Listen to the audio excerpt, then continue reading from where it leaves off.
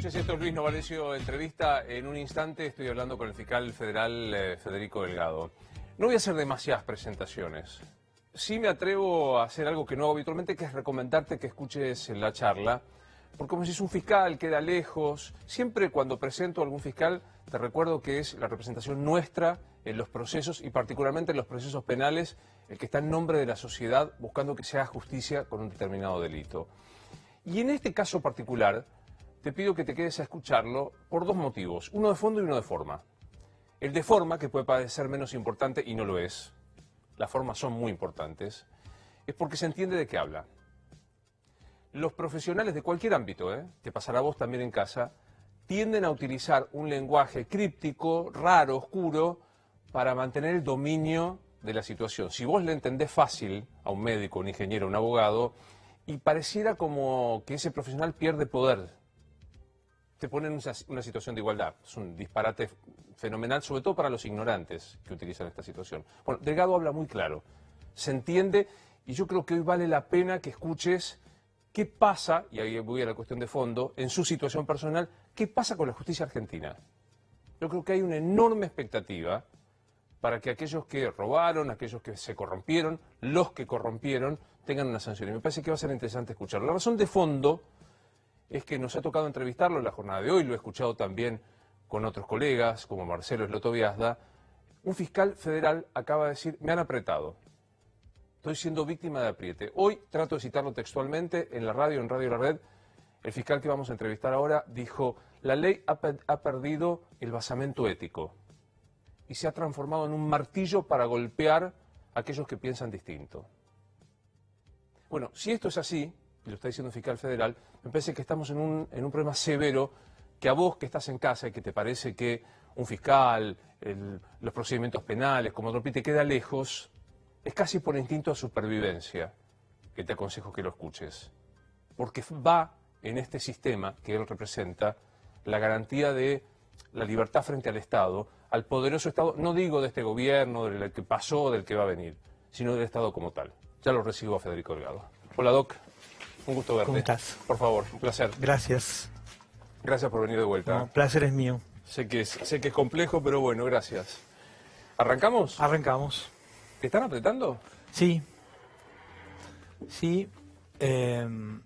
Y más allá de mi caso personal, digamos, no quiero hacer un tango de esto, pero me parece que, como decías en la introducción, a mí lo que me preocupa es que nos estamos acostumbrando a vivir demasiado mal. Vos y yo fuimos a la Facultad de Derecho cuando éramos más jóvenes y aprendimos que la ley era un modo de fundar sociedades, de organizarlas, para vivir en libertad, en paz, para discutir, para pelearnos, pero siempre teniendo un marco de referencia, unas reglas de juego claras, ¿no? Teniendo un componente moral y ético de las leyes. A mí me parece que nosotros, no ahora, esto es un proceso que viene hace mucho tiempo, pero que se va agudizando, me parece que los argentinos estamos viviendo en un desierto moral. Ese desierto moral quiere decir que, en mi humilde opinión, vale todo. Con tal de conseguir algún objetivo, cualquier camino es válido, se pueden hacer diagonales, curvas, se puede eludir la ley. Eso ha generado, me parece, ha sedimentado que la ley se haya convertido en una herramienta despojada de todo componente ético y moral, y es como en la caja de herramientas de una casa, ¿no? Hay martillos, pinzas, tenazas, destornilladores, y el que tiene la posibilidad de tener la caja de herramientas usa eso para pegar, para apretar, para punzar, para lo que fuere. Y me parece que, en rigor de verdad, estamos en una regresión previa a los estados-nación que nacieron, por poner un punto histórico, en la Revolución Francesa, ¿no? Estamos en esta naturaleza que, para los que no hayan pasado por la facultad, tiene que ver con que en una sociedad vivimos todos con miedo, todos inseguros, y manda y está seguro quien tiene poder físico, poder económico o poder político. La ley del más fuerte, brutal. Brutal. Me parece que estamos en esa situación, y lo que me parece más grave aún es que nos hemos acostumbrado. Y hay un libro que yo recomiendo fervientemente que se llama El poder de los sin poder, de Václav Havel, que fue presidente, fue un tipo que en Europa del Este sufrió mucho el comunismo, y que en ese libro escribió algo maravilloso, que cuando las sociedades se acostumbran a vivir en un lugar donde manda el más fuerte, donde impera el miedo, donde se niega el pluralismo, donde se trata de tratar a todo el mundo como amigo o enemigo, acá le decimos grieta, eso nos acostumbramos, decía Havel, y adquiere un carácter sistémico, digamos, y ya es como que hacemos esas cosas sin pensar, nos portamos así sin pensarlo, automáticamente nos acostumbramos a vivir mal y tratamos de anular al otro, aplastarlo, pegarle, y eso es el fin de cualquier sociedad democrática, y en mi caso personal, digamos, para ponerlo como ejemplo y no para llorar, junto a otro fiscal, el fiscal Rodríguez, estamos investigando la corrupción, investigando el poder, haciendo nuestro trabajo bien o mal, mejor o peor, de acuerdo a lo que la gente espera o no espera, pero siempre, digamos, con el cierto apego o con un apego absoluto, perdón, a la ley. Tratar de, el trabajo de un fiscal, buscar pruebas. Eso, evidentemente, por ahí causa molestias y estamos sufriendo una suerte de violencia institucional, ¿no? Porque nos inventan causas. Yo quiero hablar de la música en general, para usar tu imagen, ¿no? O sea, no el tango, sino de la música que es esto. Pero me voy a detener, vamos a ir de lo particular a lo general, empezando por el tango personal tuyo. A mí me sorprendió esta mañana cuando yo te entrevistaba, me preocupó, usemos el verbo que corresponde, porque vos dijiste, yo investigué corrupción, por ejemplo, con un arrepentido que en el Brasil detonó la causa más importante de la historia, y allí en Brasil sirvió para esto, y acá se lo quitó, y por esto a vos te iniciaron una causa. ¿Me lo contás? Sí, digamos, nosotros tomamos varias teleconferencias con Brasil, con algunas personas hablaron y otras no, porque exigen algunas garantías que ahora podemos dar los argentinos, los tipos quieren cambiar inmunidad por información. Ok. El señor Meireles era un cambista, estaba fuera de los acuerdos de Lavallato, podía hablar. Hablamos con él, le preguntamos cosas relativas a el caso Aiza y el soterramiento del Sarmiento. El señor no nos respondió mucho, pero como la pasada deslizó, hice unas transferencias contra el señor Gustavo Arribas, que ahora creo que es un personaje muy interesante, el gobierno argentino, bla, bla, bla. Titular de la AFI. Titular de la AFI. Cuando el señor Meireles nos cuenta esto, fue como una ironía de la historia, porque ya el juez Canicova Corral había cerrado la denuncia de Elisa Carrió, que justamente hacía referencia a esas transferencias, con lo cual no servía demasiado. Pero bueno, lo dijo, salió en los diarios, en la teleconferencia pública. Bueno, el señor Arribas denuncia por falso testimonio a este señor Meireles, que había declarado en Brasil por teleconferencia. Extraño. El juez Bonadío dice, el señor Meireles mintió. Entonces libro su captura internacional. Imagínate que justo estábamos tratando de seducir a los brasileños para que hablen y a uno de sus testigos estrellas le pedimos los argentinos un pedido de captura. Bueno, esto no cayó del todo bien en Brasil. Ok, no pasa nada. Y Bonadío dice, Meireles mintió y Delgado y Rodríguez se equivocaron. Los dos fiscales. Tomaron mal la declaración. Así que los denuncio. Bueno. ¿Y por qué nos denuncia? Bueno, los denuncio porque ustedes no le tomaron un juramento de decir verdad al señor Meireles. Entonces le explicamos, mire, la verdad, teníamos dos alternativas. Según nuestra ley, cuando una persona se está por incriminar o tiene riesgo de contar delitos que cometió, no se le puede tomar juramento, lo prohíbe la Constitución, porque nadie declara contra sí mismo. Así que le podemos tomar una declaración sin que jure, está en el artículo 249 del Código de Procedimiento. Bueno, no importa, hace la denuncia igual. Le toca a Rafecas, la hago corta, Rafecas la desestima, el fiscal Pulsita la desestima. Arribas, secretario de Inteligencia, se constituye como querellante, como acusador particular, contra dos fiscales, y por una cosa extraña que existe en Argentina, donde desde la Revolución Francesa en adelante la acción pública es del Estado. En la Argentina, por una interpretación de la ley muy sui generis, los particulares también pueden ejercer la acción pública, reemplazan a los fiscales. Una deformación. Es el rasgo más profundo del neoliberalismo, porque hemos privatizado, yo creo que sin quererlo, o algunos sin saberlo, la acción penal pública, pero no importa. Apela a esa decisión de Rafecas y la Cámara Federal dice hay que recrear la escena del crimen, hay que abrir la causa de nuevo. ¿Cuál es la escena del crimen? La teleconferencia que hicieron Delgado y Rodríguez con Brasil. Entonces, bueno, primera ironía, la declaración está filmada, pero hay que recrearla. Ahora, en el recrearla pasan otras cosas. Pero pará, porque por ahí algunos se perdieron. La cosa es así, hay un señor de Brasil que cuenta más o menos qué pasa con la corrupción de Odebrecht en dos causas, sí. El soterramiento del Sarmiento y Aiza. Sí. Este señor es importante, en el Brasil, vital. Muy. Vos le tomás una declaración, que no puede ser como testigo porque si eventualmente después es un delincuente, bueno, lo puede obligar a que declare en contra de sí mismo. Bueno, acá se desestima a este señor, que en Brasil es monumental. Sí. Y te acusan a vos y a otro fiscal de haber intentado investigar buscando esto. De haberle preguntado. Un juez dice, no, la verdad que Delgado y Rodríguez no tienen que ver.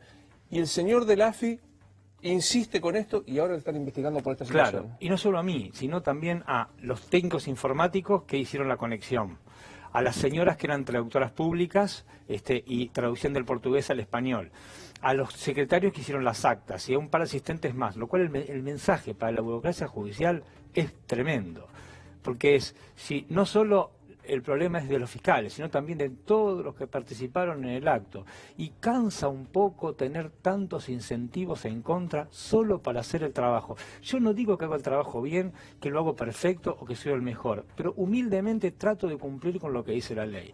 Ahora, si cumplir con la ley te genera tener causas en contra, tener que explicarle a tus compañeros de trabajo, bueno chicos, aguantemos porque esto va a mejorar. No va a pasar nada, bánquensela. Vamos a ver qué pasa, bánquensela. Es un coeficiente de adversidad, para usar una palabra de Sartre, muy alto. Pero sí estamos.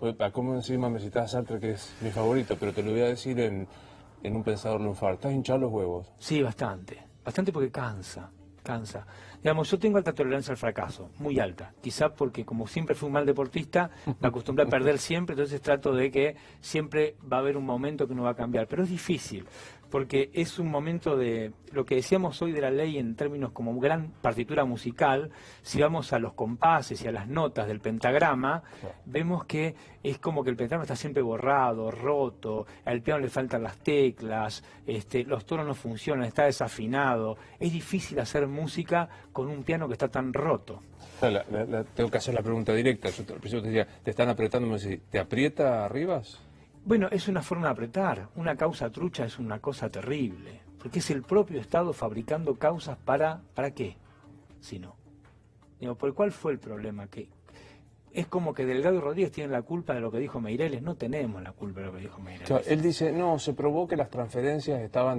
¿Pero qué? Canicó Correa, si la causa se cerró. Nosotros apelamos, el fiscal Moldes desistió de nuestros recursos, la causa quedó cerrada. Hay una pequeña posibilidad en la Corte, digamos, pero Meireles dijo lo que dijo, ya había salido en los diarios, Elisa Carrió lo denunció, digamos, ¿cómo no pensar que no es un apriete? Yo creo que es un disciplinamiento y que no tiene que ver directamente conmigo o con Rodríguez. A mí me parece que lo peor de todo es que esto adquirió rasgos sistémicos. Yo me corro.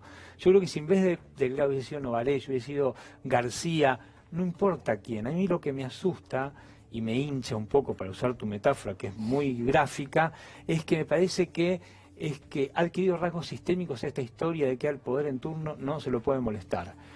Que esto siempre pasó, que al poder no le gusta que lo molesten, pero me parece que vamos camino a intensidades cada vez más altas de molestias. Pues es que yo trato de no caer en esto que vos describiste al comienzo, que es las antinomias, la grieta. Sí. Porque si no, viste, decir, lo que pasa es que, no. pero no encuentro modo para que no te desvirtúen rápidamente lo que estás diciendo. Yo creo que con esto el nivel de gravedad es inmenso. Digo, si yo fuera ministro de Justicia estaría muy preocupado. ¿Te llamó el ministro de Justicia? No, pero no tiene por qué ser el ministro de Justicia. Bueno, yo pertenezco a una institución, hablé con el procurador, tuve una charla muy amable, pero a mí lo que me preocupa es eso, Luis, pero no por mí. A mí me preocupa porque cuando vos ves la historia y siempre que la gente vivió mal es porque hay algunas personas que se portan mal, tienen mucho poder, pero porque hay un montón de indiferencia social que permite que eso avance. Y a mí me asusta la indiferencia, te voy a ser brutalmente honesto. A mí me asusta la indiferencia. Yo no quiero hacer comparaciones odiosas con otros momentos de la historia argentina que han sido mucho peores. Pero en todas nuestras crisis más grandes, el gran problema es que se ha abierto una gran avenida a través de la cual los indiferentes miran por el costado. Entonces a mí me preocupa eso, porque lo que está en juego no es Delgado, no es Odebrecht, es más importante que eso, que ya es muy importante. Lo importante es nuestra vida pública, nuestra vida como sociedad, como personas, tomar un colectivo, viajar bien, tiene que ver con todo, con que el subte no esté reventado de gente, con que vayas a un banco a sacar dinero y no te robe un motochorro. Lo que está en juego es eso. ¿Y qué es esto? O sea, lo que estás contando no es una abstracción de laboratorio. Es vivir nosotros en la calle, que haya mejores veredas, que no esté todo roto, y no tiene que ver ni con ningún intendente ni con un gobernador, porque esto lo miramos y es un proceso de degradación que es nuestra sociedad. Me da curiosidad, ¿qué delito te imputan? Bueno, no lo sabe nadie. Formalmente no lo sabe nadie. Es gravísimo. Es gravísimo. Pues digo, para defenderme de algo... Me imagino que es algún incumplimiento funcional, que es una gran bolsa por la que puede entrar cualquier cosa, pero no hay una figura clara. ¿Te quieren echar? ¿Te quieren apartar? Yo no sé si me quieren apartar. Yo tengo varios problemas de ese tipo, digamos. Tengo dos problemas. Me imagino, no quiero tampoco ponerme en víctima y en paranoico que hay un complot contra mí porque no creo ser tan importante. A mí lo que me parece es que hay dos o tres cosas que yo he hecho que no han caído bien. Nosotros en la Fiscalía nos tocó investigar a muchas personas de este gobierno desde 2006 hasta ahora. No lo elegimos, digamos. Tocan por sorteo. Si es que los sorteos son azarosos, nos tocó por sorteo. Si es que son azarosos. Bueno, hicimos el trabajo nuestro. Casi siempre salió mal, perdimos casi todos los expedientes, algunos por soluciones heterodoxas y otras por soluciones más heterodoxas aún. Pero lo importante es que los perdimos, no importa, esa es la cuenta final. Entonces es muy llamativo que cuando esas cosas terminaron, cuando esos conflictos se cerraron, empiezan los problemas de Delgado, de Rodríguez, que tampoco quiero personalizarlo, porque hay mucha gente que está en esta situación en la justicia argentina. Retomo lo que decía, no quiero caer en la grieta. Bien. Pero tengo que preguntarlo. Y pasa que hoy me decía alguien, ¿no? Delgado se metió con Panama Papers, Delgado se metió con Arriba, parece que labura para el kirchnerismo. Claro. Vos imaginás, Sí, yo digo, claro. podemos discutir de lo que de lo que acaba de decir, pero no, pero ¿qué te pasa cuando te dicen eso? Y nada, por ejemplo, pongo en Google y veo la carta de debido insultándome hace 2 años porque lo llevamos a juicio, veo a exministros diciendo que estaba sobreactuando yo cuando investigaba a Cristina Kirchner, recuerdo cómo salí eyectado de la causa de 11 cuando nos metimos contra el esquema del Ministerio de Planificación, digamos, esto lo pongo en mi currículum, aún golpeado y todo, tengo un currículum y pongo que los kirchneristas me decían macrista y los macristas me dicen kirchnerista, eso creo que habla bien de mi trabajo. Vas bien. Eso que viene de mi trabajo. Lo que pasa es que también hay un momento que uno cumple ciclos a la vida y decís, bueno, pero ¿vale la pena? ¿Es necesario exponerse? ¿Para qué? ¿Por qué? Y además, ¿por qué? Yo soy un servidor público, trato de hacer mi servicio público, por eso trato de hacer las cosas bien, escribo libros porque me parece que mi trabajo como fiscal excede a la fiscalía y tengo que hacer docencia y explicar a la gente en qué consiste mi trabajo, qué funciona bien, qué funciona mal. Por ahí estoy equivocado, pero luego con la mayor honestidad del mundo. Y no me parece bien que uno tenga que pagar con el cuerpo o con la tranquilidad espiritual para trabajar, solamente cumplir con tu trabajo. ¿Vale la pena? Yo creo que vale la pena siempre hacer el intento. Lo que pasa es que hay momentos en que te abruma un poco la soledad. Yo tengo un grupo de compañeros de trabajo que son magníficos, pero que ahora incluso uno el otro día jorobaba. Decía, ¿qué pasa si yo me acojo a ley de arrepentido? ¿Podría hablar con el juez Rafeca y arrepentirme? Claro, decía, yo puedo arrepentirme ahora, ¿no? Y puedo decir que soy un arrepentido, pero yo tengo miedo, digamos, pero los chicos juegan, pero juegan también porque se están expuestos. Y yo me siento un poco responsable, digamos, porque en definitiva, yo cuando fui a las teleconferencias los llevé a trabajar porque quería hacer un buen trabajo y de golpe yo tengo también una responsabilidad para con ellos. Y veo que ahora tienen que ir, desfilar, declarar. No es algo cómodo. Pero no me quiero detener en mi historia personal porque bueno, está expuesta y me parece que esto nos pasa, en muchos niveles nos pasa a todos. Y lo que más insisto, lo que más me preocupa, insisto, es que me parece que nos estamos acostumbrando a vivir mal.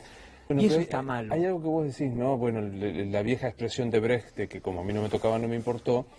Pero hay otra que a mí más me importa, porque yo siento que te abrume la evidente indiferencia.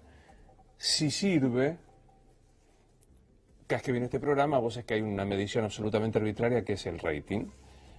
Viste que Spinoza dice que hay talentos de los hombres que no se someten a comicio. Es impactante la cantidad de gente que te ve y en las reproducciones, etcétera, lo cual me parece que es una cosa de gente que te cree, como gente que deposita en vos una gran expectativa. Yo lo siento eso, lo siento porque lo percibo en la calle y a veces ni yo lo puedo creer, la verdad, lo siento en la calle. Lo que pasa es que, repito, la tolerancia al fracaso también tiene un límite. También tiene un límite, es difícil, lo vamos a seguir intentando. De hecho estamos entusiasmadísimos porque estamos por recibir información muy fuerte de Brasil por el tema de Lavallato, pero digamos, si por los primeros intentos tuve 2 denuncias truchas, otras 2 que me desestimaron. En una semana tuve 4 denuncias penales, todas por trabajar, todas por tomar declaraciones. ¿Quién las hizo? Bueno, Tenía una que me inventó Martínez de Giorgi, una que me inventó Bonadío con Arribas y 2 que me hizo el señor Jorge Rodríguez. Y el otro día el corcho.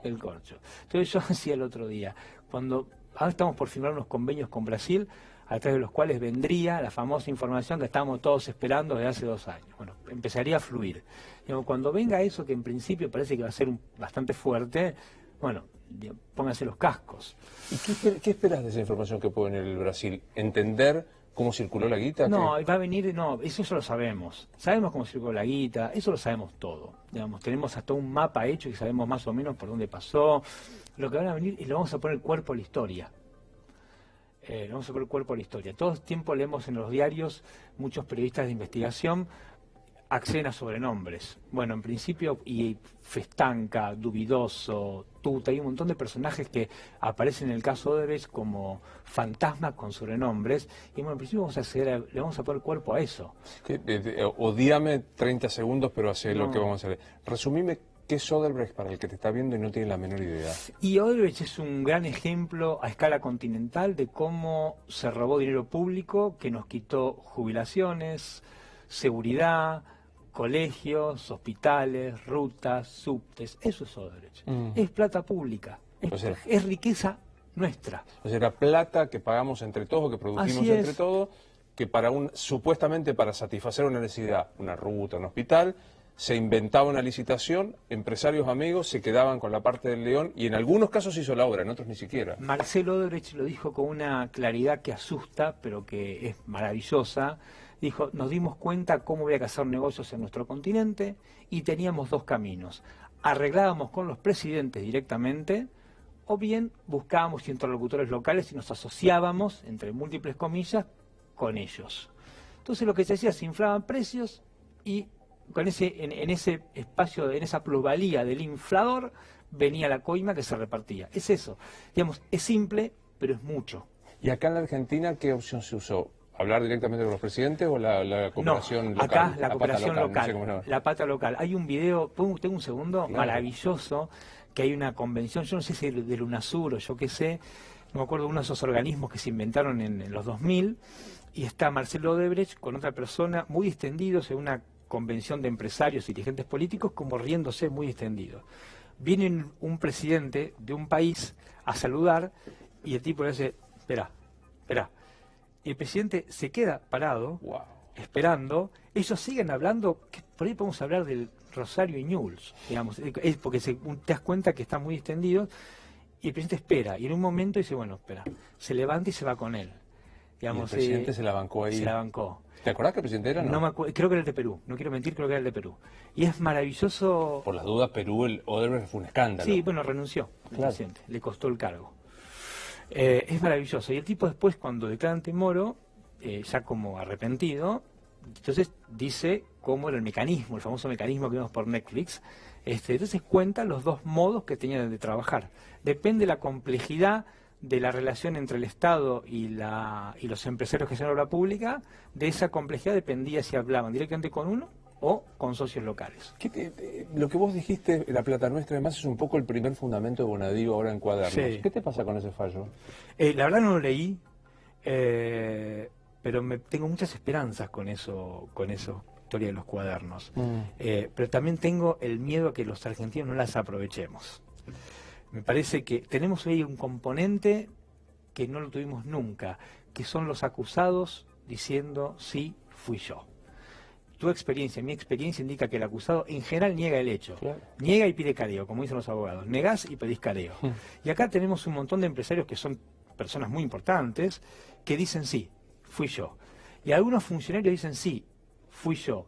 Pero además de los empresarios y de los funcionarios hay financistas que dicen yo hice la ingeniería para sacar la plata. O sea que están las 3 partes del triángulo, aparentemente, y por lo que hemos conocido por los medios de comunicación. Y un vértice más, que ya transformaría en cuadrado en rectángulo, soy muy malo para la geometría, que es un juez que por primera vez dice... Iba a eso, porque eso no podría haber pasado sin al menos la indiferencia judicial, digamos. Si nosotros somos presidentes y empresarios y hacemos la mitad de lo que dicen los cuadernos de Centeno, eso no se puede hacer sin un sistema judicial que al menos, como mínimo, mire por otro lado. Entonces tenemos los empresarios, los dirigentes políticos, los financistas y un juez que dice me acabotaron. Claro, es Ollarvide, porque es perfecto diciendo, porque yo digo, hasta se transformó en abstracto el cuaderno. Eso nos tiene que interpelar, porque acá estábamos nosotros, los argentinos.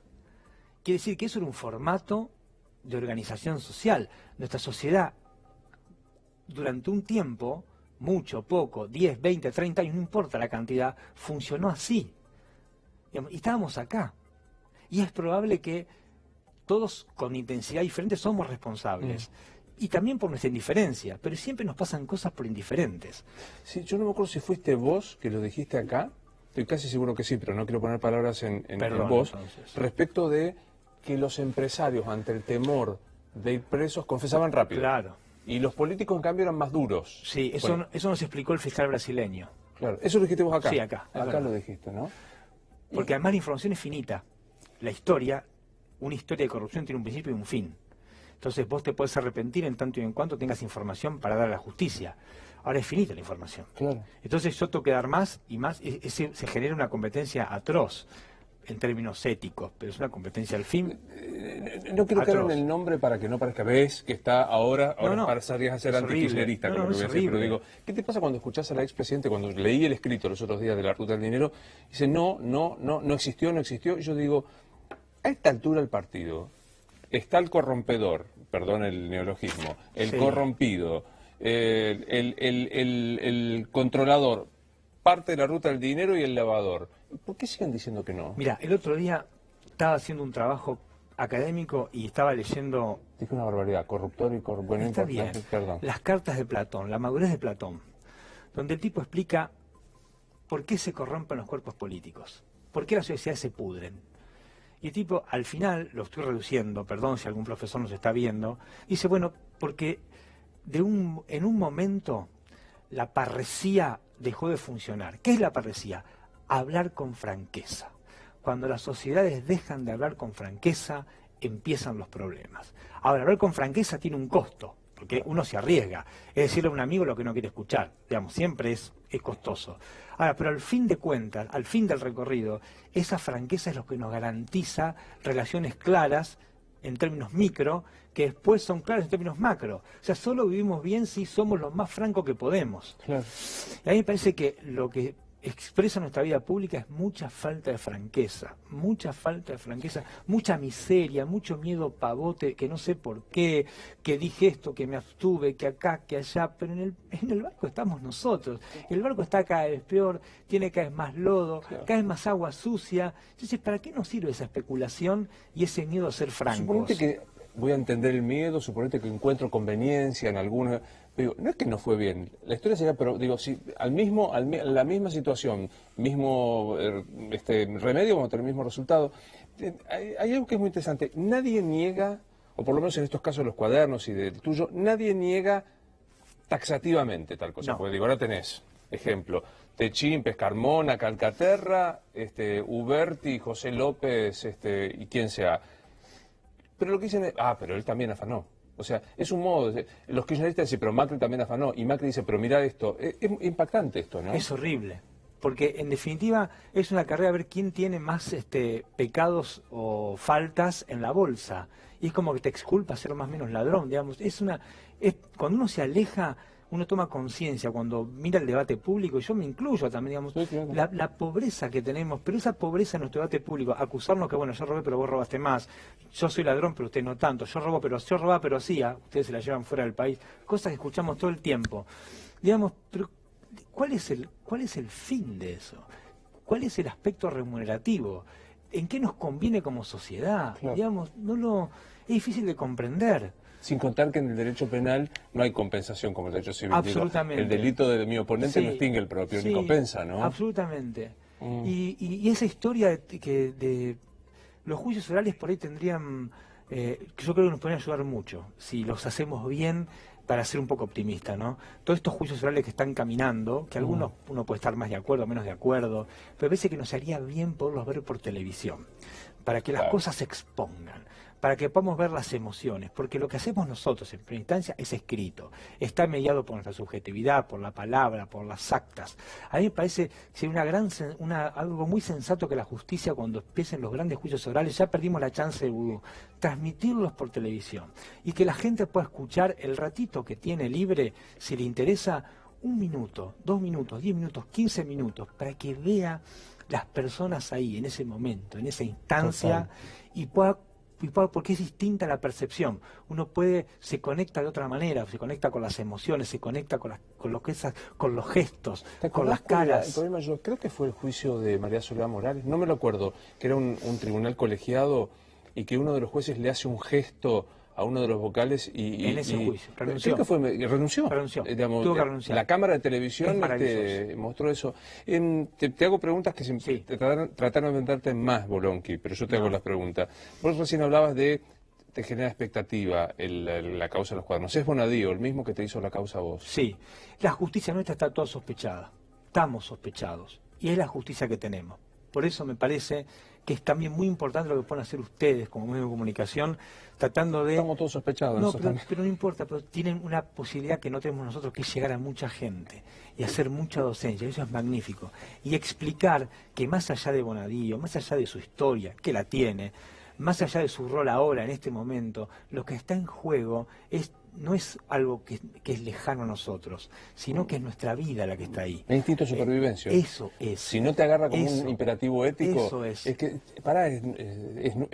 no quiero que escupir hacia arriba, ¿no? Nos tiene que hacer algo en la panza, algo, mover, porque eso es muy importante. Entonces me parece que es muy importante que un expediente, porque tampoco hay que ser tonto, es gente muy poderosa, que tiene mucho poder, que va a tratar de defenderse con los recursos que tiene, que son muchos, y probablemente muchos más que los que tiene la justicia. Entonces es muy importante la luz pública. Claro. Es muy importante la luz pública. Ayúdame a pensar primero alguna curiosidad hacia arriba de todo. ¿Te pasó algo con el cambio de presidencia de la Corte? ¿Qué es eso? ¿Es una interna de la Corte? ¿Es algo más importante? Me parece que también es otra oportunidad, digamos. Las rotaciones son buenas. Lorenzetti ha cumplido un ciclo, me parece. A quien no conozco personalmente, y a Rosenkrantz tampoco, nunca tuve trato con ellos. Pero me parece que Lorenzetti tuvo una presidencia larga, con cosas muy buenas, básicamente poniendo luz pública en muchos aspectos, haciendo cosas que generaron mucho ruido dentro del sistema judicial. Rosenkrantz es otro perfil, es un académico. Es un académico que no ejerció la función pública demasiado. Claro. Entonces me parece que también tiene una gran posibilidad de iniciar desde arriba un proceso de modernización de la justicia. ¿Y qué te pasa cuando dicen, por ejemplo, Macri puso el presidente? Porque Rosenkrantz es ex apoderado de Clarín, Nación, Pharmacity, del Fondo Buitrón, Pegaso. ¿Qué te pasa cuando escuchas eso? Los presidentes siempre ponen los jueces de la Corte, porque así lo dice la Constitución. Digamos, después está en la persona y en la grandeza que tenga para ocupar el cargo. Fue honrado con un cargo de juez de la Corte. Lo nominó el presidente, claro, pero no hay otra manera que no sea una nominación del presidente, pero que pasó por el Senado, que pasó por una instancia de impugnación de la sociedad civil, y que el hombre tiene una historia, digamos, una historia que fue rector de una universidad muy importante, que trabajó como abogado, y bueno, claro, de hecho la Constitución, eso es una deformación que tenemos los judiciales, que nos parece que los únicos que pueden ser jueces de la Corte son los que trabajan en tribunales. Y de hecho, la Corte habla, el requisito es haber ejercido la abogacía tanto tiempo. Digamos que no me parece mal que la persona vivía acá, trabajaba, estaba en el mercado. El tema es después ¿qué hace cuando está? Bueno, eso es muy importante, ¿no? Para los jueces, viste, cuando se presenta uno al concurso viene de la afuera. Liberal, dice, ¿Y cuál es el problema? Claro, obviamente. Te pasará en la calle, porque ahora que te conocen más, y enhorabuena, por un fiscal que no lo... Viste que es como una contradicción. Los fiscales que no hablan... ¿Cómo los fiscales no hablan? Tienen que estar en contacto directo con la gente. ¿Por qué unos están libres y otros no? ¿Por qué Calcaterra entra por una puerta y sale por la otra y el otro quedó adentro? Eso es muy difícil de explicar para la gente porque no se hace docencia, me parece. Primero porque el arrepentido tiene estas cosas. Es muy eficaz la ley de arrepentido en términos de procedimiento, es rápido, pero tiene estas cosas, tiene estas paradojas. Unas paradojas que son muy discutibles en términos éticos, porque si hablas te vas, si no hablas te quedas. Eso es complicado de explicar. Ahora, tampoco es gratis el término arrepentirse. Arrepentirse supone 2 pagos. Un pago a cuenta, que es una rebaja de la pena en algún juicio oral, y un pago inmediato, que es la libertad durante el proceso. Ahora, esa persona asume dos requisitos, dos compromisos. El primero es dar información verosímil que hay que chequear. Y si mintió, comete otro delito, que tiene una pena que es más alta que pagar una coima, por ejemplo. Es más grave ser un arrepentido trucho que ser un coimero. Entonces, si uno desde el punto de vista técnico, digamos, yo no veo incentivos para mentir en la instancia de arrepentimiento. Después que se pueda aplicar más o no la figura, bueno, eso lo verán los jueces, pero la verdad, mentir sería una muy mala decisión, porque estás comprando un problema. Uno de los abogados defensores, Mariano Cuño Libarona, me lo dijo a mí en la radio y está dando vuelta todo el tiempo esa información, es patrocinante de uno de los taseros y dijo, y le voy a tener que decir que mienta para que se quede libre. Pero una cosa es mentir, me parece a mí, cuando con un imputado, en la Argentina no hay obligación de decir la verdad como imputado, salvo el único caso que hay obligación es cuando te pones en el rol de arrepentido. Si sos arrepentido, mentís, está frito porque agravás la pena. Ahí cometes otro delito. Es el único caso que está lo que en las películas vemos como el perjurio. En Argentina eso no existe, lamentablemente. No existe. Cualquiera dice cualquier cosa, como en todos lados. Pero en el caso de arrepentido, sí. Ahí sí no se puede macanear. Si una persona macanea, comete otro delito. Ayer Zaffaroni dijo, la causa de los cuadernos es las Malvinas del proceso, dando a entender que era el desesperado intento del proceso de quedarse y mandar a invadir las Malvinas. ¿Qué te pasa con eso? No lo había escuchado, la verdad que no lo sé. A mí me parece que es un caso que en términos sociales va a ser traumático, termine como termine. Digamos, si termina bien quiero decir, si hace justicia sustantiva, justicia de verdad, que algunos son culpables, otros inocentes, porque como pasa siempre en la vida, que está lleno de matices, me parece que puede ser un elemento fundacional de una nueva forma de vivir nosotros como sociedad. Ahora, si fracasamos en esta, es como errar el penal sin arquero. Digamos, después, si pifiamos esta, hagamos un ejercicio, si pifiamos esta, que tenemos las cuatro partes que decíamos hoy, no sé, ¿qué nos espera? ¿Y con qué cara después me pedís a mí que pague la multa por estacionamiento en doble fila? ¿Y yo con qué cara después voy a tribunales? Digamos, si fracasamos en esta. Cuando teníamos los tipos diciendo el juez que dijo la plata está acá, el financista en tal cuenta, sí, no nos puede ir mal en esta. ¿La plata está? ¿Vos crees que tenés alguna mínima? No digo ¿En efectivo? No sé. Quiero creer que es difícil que haya, sobre todo porque es muy difícil, desde el punto de vista técnico, es difícil tener plata en efectivo, negra. Es como que la puedes mirar, porque no la puedes gastar. Digamos, en el mundo está bancarizado, y hay un montón de alertas que deberían sonar, o al menos en otros países seguro, si alguien introduce plata negra que tiene escondida en un pozo en el sistema financiero. Es un problema. Salvo que haya blanqueos, es un gran problema. O sea, por eso el blanqueo es tan inmoral. Es tan inmoral. Por eso que no lo llaman blanqueo, lo llaman sinceramiento fiscal. Digo, la pelota. Bueno, claro, pero fíjate, arrepentido, sinceramiento, tiene una carga valorativa casi religiosa que no es tal. Son negociaciones que hace el Estado con personas que violaron la ley. Casi es el fin justifica los medios, ¿no? Es el fin justifica los medios. Es el fin justifica los medios. En pos de contarle a los que no sabemos nada, porque digamos, también nosotros y la ignorancia y la voracidad de tener que dar información, la plata física, el físico, la gran Fariña, ¿no? ¿Viste? El físico está, dice Fariña. Yo comparto con vos, me parece que si no es como inutilizable. ¿Cómo se blanquea la plata? Yo recibí coima. Bueno. ¿Cómo se blanquea? Hay un montón de gente que se dedica a diseñar mecanismos tales que uno puede lavar dinero y blanquearlo. ¿Cómo es? Básicamente, nosotros hicimos una videoconferencia que por suerte nos trajo una causa penal con uno de los abogados de Odebrecht que está preso en Madrid, un señor que debe tener 40 y pico de años, un abogado de un nivel impresionante en términos técnicos, que se dedicaba a crear sociedades offshore, se dedicaba a abrir cuentas truchas en el mundo y hacer triangular dinero. Y desde el punto de vista teórico del descubrimiento es fascinante escucharlo. Ese señor nos explicó a nosotros que a él le decían, tenés que crear una cuenta en tal país, en tal país tiene que llegar tanta cantidad de dinero y tiene que ser blanca.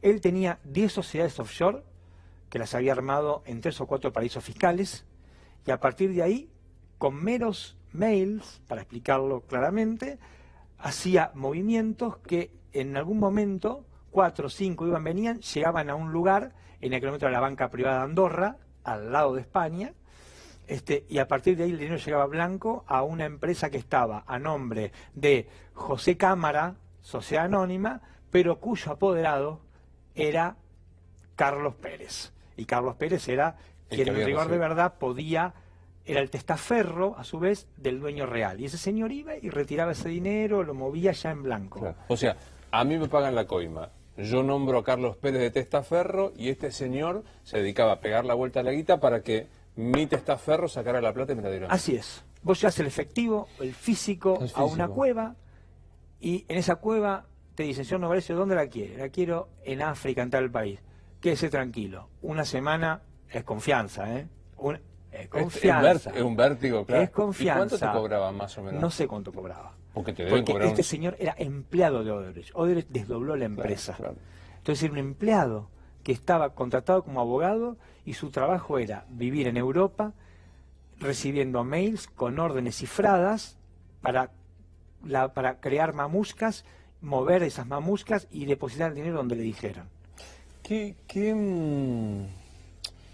Los otros días Jorge Rizzo, el expresidente del Colegio de Abogados, dijo, en este momento puedo decir que el gobierno de Macri es un hijo directo del gobierno de los Kirchner respecto de la prieta de la justicia. ¿Te cierras esa frase? A mí me parece que el problema que tenemos es ponerle nombre y apellido a los problemas del sistema judicial. A mí me parece que hay que pensar en las estrategias remunerativas. ¿Por qué el sistema judicial funciona así desde hace por lo menos 30 o 40 años? 30, pongamos, para no caer en la grieta, 30 como mínimo. ¿Por qué? Entonces pensemos como piensan los viejos detectives de las novelas policiales de principios del siglo XX o del siglo XIX. ¿Quién se beneficia con esto? Eso es digo, ¿será matemático? Pues un perfecto. ¿Quién se beneficia con esto? Entonces vemos, y hagamos ejercicio contrafáctico. Tenemos acá, cerca no hay cloacas, no hay agua corriente.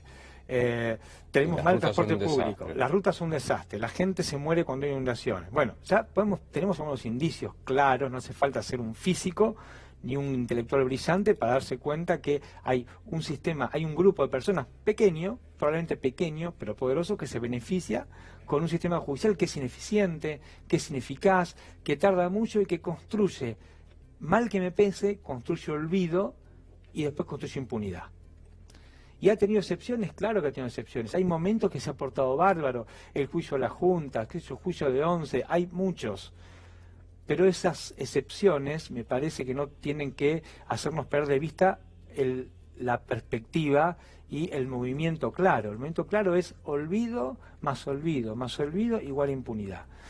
Y ahí es cuando de vuelta me preocupa la indiferencia, porque los que se benefician, hay muchas personas que defienden este sistema y no se benefician, lo sufren. Entonces lo que no comprendo es cómo uno puede, no soy psicólogo, cómo uno puede defender algo que en definitiva te está torturando. Roban pero hacen, para mí es una cosa, ni siquiera, porque el cuento es ni siquiera hacen. Ni siquiera. ¿Qué de la vida de la causa de Panama Papers? Panama Papers la sacaron de la justicia federal, la transformaron en una evasión impositiva del año 1997 y le perdió el rastro. O sea, vos arrancaste porque vos fuiste Arrancamos que pidieron tratando de investigar a la familia presidencial, pero por una cuestión lógica. Teníamos que ver si el recorrido de ese dinero desde aquel momento, desde el 97 hasta ahora, era la hipótesis que nos marcaba la ley. Estábamos en ese trabajo y de golpe hubo una declaración de incompetencia, que es cuando cambian de un juez federal se pasaron a uno más especializado, que es penal económico. El penal económico. Claro, o sea, vos sos un fiscal federal y te sacaste... Estamos con lavado y dijeron, no, esto no es lavado, quizás una evasión tributaria. Entonces busquemos la evasión tributaria. Raro, y ahí le perdí el rastro. Raro, ¿no? Sí, obvio que es raro. Sí, claro que es raro. Pero pasó. Estuve re fino, viste que, bueno, no es tu caso, porque yo leo tus dictámenes y escribís de manera muy rica desde el punto de vista de lo literario, porque haces citas que son lindísimas, pero escribís clarito. Viste que los abogados tienden a la escritura del acuo, adcuen, para que no se entienda demasiado. Yo arranqué con un latinazgo raro, ¿no? Que estás hinchado las bolas. Pero digo, hay una luz de expectativa fundada, de esperanza fundada, no la esperanza religiosa, la esperanza fundada de que tu cansancio pueda revertirse en algo positivo. Sí, claro, porque aparte tribunales, lo que más bronca me da es que la cantidad de gente que hay en tribunales piola, con ganas de trabajar, que está del lado que tiene que estar, que es del lado de la ley, que tiene ganas de hacer las cosas bien, es la inmensa mayoría. El problema es que hay que lograr, y eso es un problema de la dirigencia política, no es ni tuyo ni mío, hay que crear las condiciones legales, solamente legales, y después aplicado a las leyes, para que lleguen los mejores y no lleguen los amigos. Por ahora llegan algunos muy buenos y otros llegan amigos. Y ahí es medio que ahí es cuando se empieza a empiojar. Estaría bueno que lleguen los buenos de verdad, pero para que lleguen los buenos de verdad también eso es toda una decisión, porque el bueno de verdad es Marcelo Bielsa, es el bueno de verdad, es Guardiola, son los buenos de verdad, digamos, van a hacer lo que les parezca, y es toda una decisión. Digamos, yo no conozco a Bielsa, pero me imagino que no debe ser fácil para un presidente ir a un vestuario y decirle al 4 cámbielo, ponga a este chico que es amigo mío. No creo que sea sencillo. No debe y ser. tampoco Guardiola. No me los imagino sencillos de domesticar en ese sentido. Hay que bancárselos, claro. Después uno los disfruta, ¿eh? Después con el tiempo uno los disfruta. Claro. Pero hay que bancárselos. Y has ganado casi mi efecto, pusiste un rosarino, a quien yo tampoco conozco, pero bueno. No, pero digo, me parece... aparte el bielcismo es eso. Me parece que es eso, ¿no? Claro. Y que también lo pongo a Guardiola, podría poner a Tony Nadal, digamos. Claro. ¿Querés hacer un monstruo como su sobrino? Lo hizo, pero habrá que bancárselo, no creo que sea fácil. Yo quiero recomendar tu libro siempre que venís, para que la gente que lo lea, pero recomendale a alguien que se inspire de un texto que vos te parezca que alguien no puede dejar de leer, porque sos un gran lector. ¿Qué cosa no se puede dejar de leer?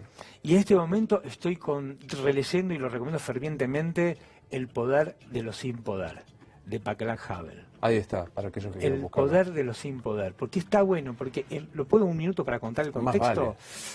Plena dictadura comunista, Checoslovaquia, país castigado porque tuvo la primavera de Praga, aplastados por los tanques de Stalin, horrible. Y un grupo de intelectuales en silencio se juntó y alguna especie de club, como eran acá los viejos clubes socialistas, que llamaban, les pusieron un nombre, Carta de los 77.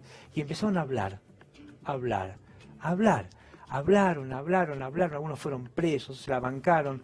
15 años después, Havel fue presidente de Checoslovaquia.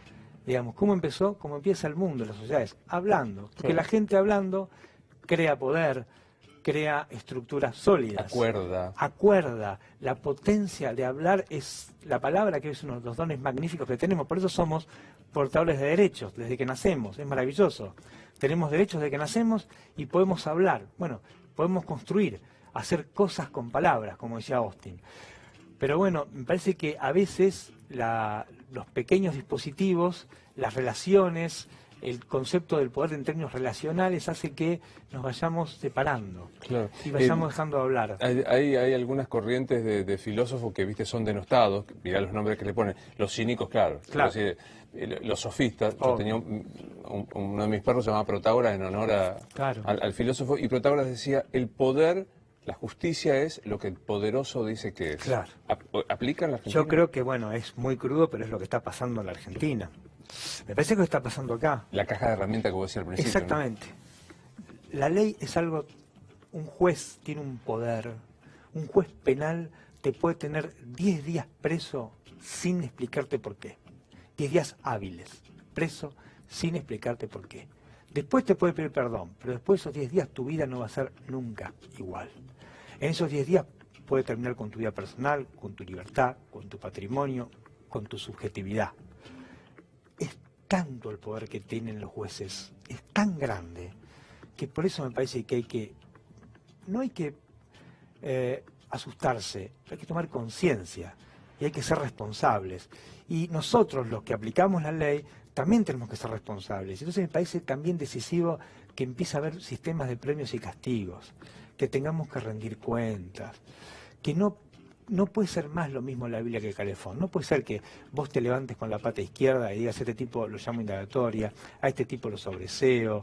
No puede ser eso, no puede ser. Y eso es lo que nos está pasando. Y hay muchos jueces que trabajan 12, 14, 15 horas y no los vemos. Por ahí vemos el modelo Yarvide, no Yarvide como persona, sino como concepto. Vemos ese modelo. que es lamentablemente un modelo malo. Y no es todo así, hay muchísimos de los otros, pero también los otros tienen que animarse a mostrarse, Claro. porque también hay que asumirse. Como siempre es un placer. Gracias por venir. El placer es mío, gracias. No, por favor, esto es Luis Novarecio Entrevista. Hasta la próxima.